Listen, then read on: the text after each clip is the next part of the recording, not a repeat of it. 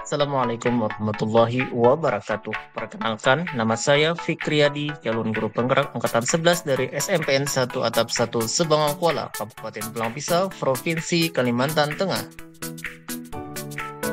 Pada video kali ini, saya akan memaparkan demonstrasi kontekstual modul 1.4 budaya positif tentang penerapan segitiga restitusi.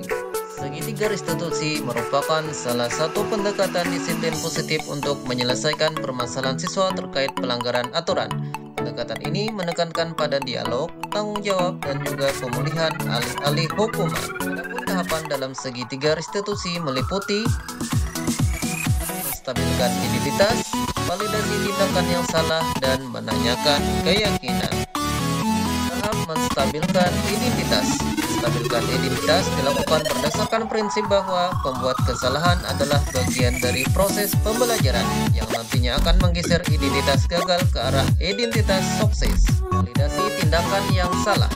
Validasi tindakan yang salah dilakukan berdasarkan prinsip bahwa setiap perilaku berupaya memenuhi suatu kebutuhan tertentu, sehingga guru ataupun orang tua akan bergeser dari pemikiran stimulus respon menjadi proaktif serta akan lebih mengenali dan mengakui kebutuhan murid ataupun anaknya. Menanyakan keyakinan. Menanyakan keyakinan dilakukan dengan memberi pertanyaan-pertanyaan bermakna kepada murid ataupun anak untuk memunculkan motivasi secara intrinsik sehingga mampu mengaitkan keyakinannya dengan tindakan yang salah. Kasus 1, siswa sering terlambat datang ke sekolah.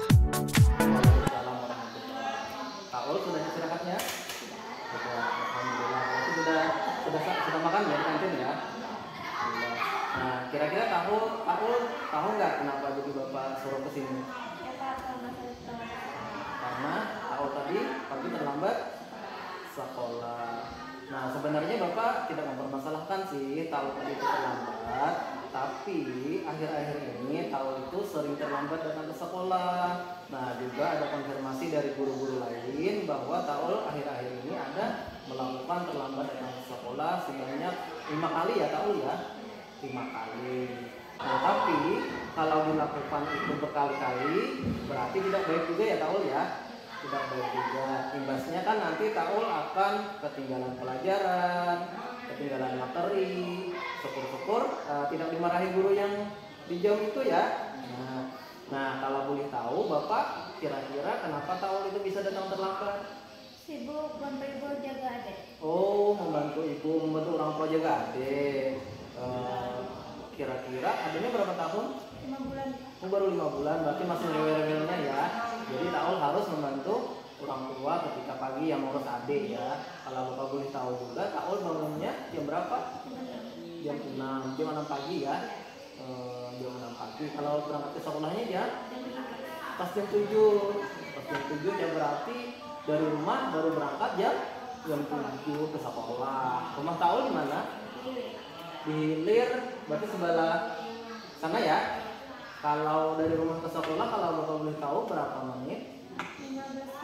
15 menit. Berarti kita masuknya jam 7, Taul berangkat dari rumah juga jam 7 sampai ke sekolah berarti jam 7 lewat 15. Berarti ada 15 menit Taul akan terlambat seperti itu. Nah, berarti kira-kira kalau Bapak tahu ada nggak solusi supaya Taul itu tidak terlambat lagi? Berarti Taul harus bangunnya lebih pagi atau lebih awal dari biasanya ya.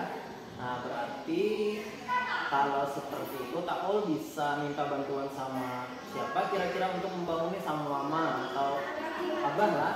Jadi Taul nanti bisa minta sama mama atau abah untuk membangun Taul itu lebih awal dari biasanya ya. Oke. Nah, di kelas kan kita sudah ada yang namanya kesepakatan budaya positif ya Taul ya. Nah, kira-kira kalau Taul datang terlambat tadi, kira-kira ada hal apa yang Taul langgar? Oh, berarti Taul tadi kan melanggar tata tertib tentang kedisiplinan datang terlambat ya. Nah, di situ kan sudah tertulis ya Taul ya, kita sudah sepakati, sudah kita yakini bahwa kalau datang terlambat maka konsekuensinya adalah Taul itu akan ketinggalan pelajaran. Nah, berarti Taul harus mengajar pelajaran yang tertinggal itu, benar ya? Nah, berarti kira-kira Taul sudah nggak untuk menyelesaikan pekerjaan ataupun pelajaran yang terlambat tadi? Belum Pak. Belum. Nah, berarti dari sekarang Bapak pantau ya, Taul itu harus menyelesaikan ataupun mengejar pelajaran yang tertinggal tadi ya. Juga nanti Bapak konfirmasi kepada guru-guru yang lain apakah Taul itu sudah mengerjakan atau belum ya. Bapak cek ya. Nah, sekarang berarti solusi dari Taul ya untuk tidak datang terlambat lagi itu yaitu bangunnya lebih awal dari biasanya. Kalau bangunnya tadi jam 6 berarti bisa Taul tuh bangunnya jam 30 menit lebih awal ya. Jadi artinya maksud Bapak, Taul itu bisa membantu orang tua juga di rumah, bisa menjaga adik di rumah, juga datang ke sekolahnya lebih awal. Yang biasanya jam 7 pas Taul berangkat dari rumah, berarti sekarang bisa berangkatnya lebih awal, kira-kira 15 menit sebelum lonceng berbunyi ya, jam 6.45 bisa Taul sudah berangkat dari rumah. Supaya apa? Supaya Taul tidak terlambat lagi. Nah, jadi Pak, untuk hari ini Bapak harap ini bisa terlambat yang terakhir ya bagi Taul ya, jangan diulangi lagi ya Taul ya. Oke, janji sama Bapak tidak mengulangi lagi. Oke, terima kasih Taul.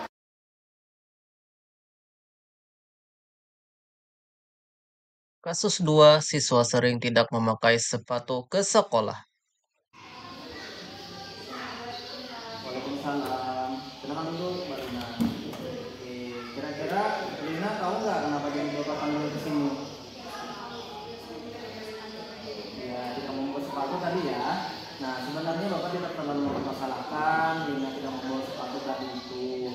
Tapi Bapak lihat akhir-akhir ini Lina sering tidak memakai sepatu ke sekolah, dan juga ada konfirmasi dari guru yang lain bahwa akhir-akhir ini Lina itu sering tidak memakai sepatu, benar ya?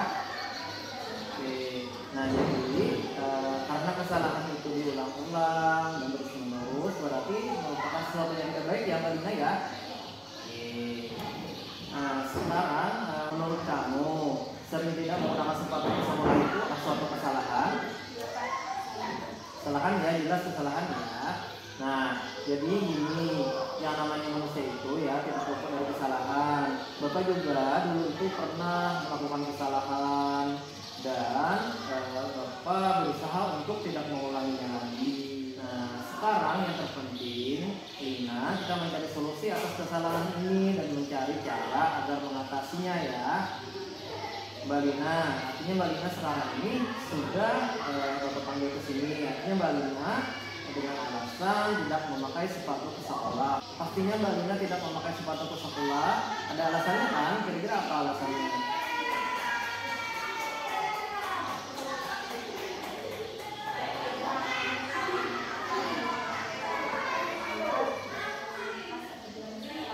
Oh, karena sepatu Mbak Lina kotor. Kalau kotor berarti belum dicuci ya. Oh begitu. Menurut kamu, tindakan kamu tidak memakai sepatu ke sekolah ini sesuai dengan kesepakatan kelas, kesepakatan sekolah dan presiden belum? Belum ya, jelas ya. Nah kalau begitu, kesepakatan kelas mana yang kamu langgar? Disiplin ya.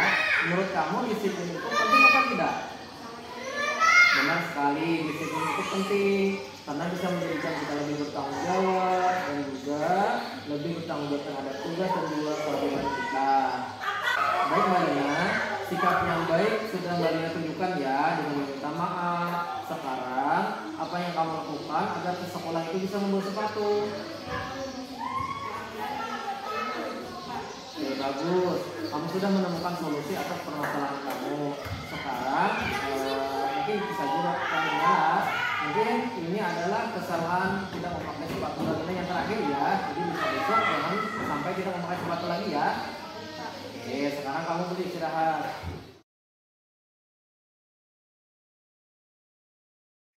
Akhirnya jadilah guru yang kehadirannya ditunggu, hilangan diburu, dan nasihatnya disertu serta tingkah lakunya ditiru. Semoga menginspirasi. Terima kasih. Wassalamualaikum warahmatullahi wabarakatuh.